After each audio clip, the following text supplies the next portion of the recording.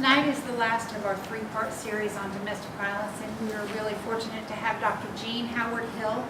She is a UTC professor and chief consultant on the Youth Out of Crisis Research Study.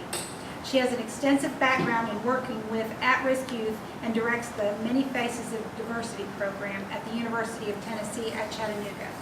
Along with Dr. Hill is LaShunda Hill. She was the research consultant on the Youth Out of Crisis study. She is the 2009 Truman Scholar and has a master's in prevention science and practice from the Harvard University Graduate School of Education. She will be completing a master's in comparative social policy with a focus on child welfare and juvenile justice policy at Oxford University in 2013. Welcome, Dr. Hill and Ms. Hill. Dr. Hill, would you please start out and tell us a little bit about what you do?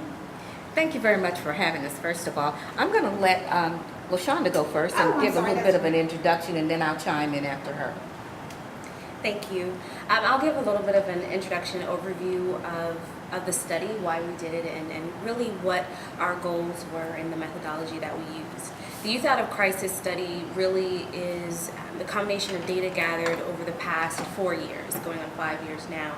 And really the purpose of the study was to really give youth a voice, and one of the issues that we focused on was domestic violence. It's not the only issue, there was various other issues, but domestic violence was one of the issues that we focused on, and we used what we call a situational research survey model.